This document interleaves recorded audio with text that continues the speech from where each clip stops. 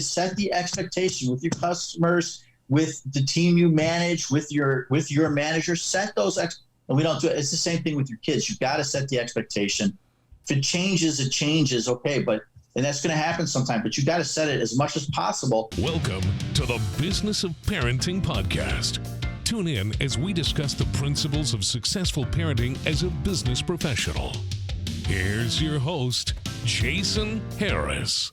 We look at kids, with or without, special needs, and we almost kind of expect them just to embrace, change like that. But when us as adults in our business life, we don't embrace change like that. We'll do the same damn thing. All right, we're gonna pout, scream, and cry about it, because it's just like we just don't want to do that. And I find it's like, but that's a great strategy. How you kind of, tactically kind of move into, what a schedule is, and schedule, I think really and I agree with you, right? I think schedule is more about routine, and but it's tough. It's tough. We have to balance out this place where we can let kids be creative, but then at the same time, maintain that routine. And then for your oldest, he needs that routine. That's his happy place, as long as he knows what's coming, right? But it's setting. I think what it is I think as parents we don't necessarily do a great job, and we don't do this in business a great job either of letting people know what is to come and prepare. There's not this preparation. It's like we treat it like a light switch, like one day we're doing this and they're off. We're going to do this now, right? And nobody embraces that well, don't you find? Well, we talk about that. It's interesting because we talked about that with when I was on your sales and consulting podcast, yeah. And we talked about it with again the other book, Customers Never Right. Set the expectation.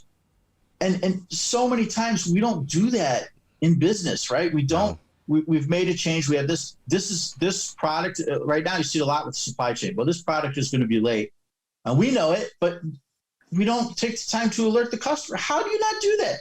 It's amazing how often you see it. I'm always say set the expectation with your customers, with the team you manage, with your manager. Set those and we don't do it. It's the same thing with your kids. You got to set the expectation.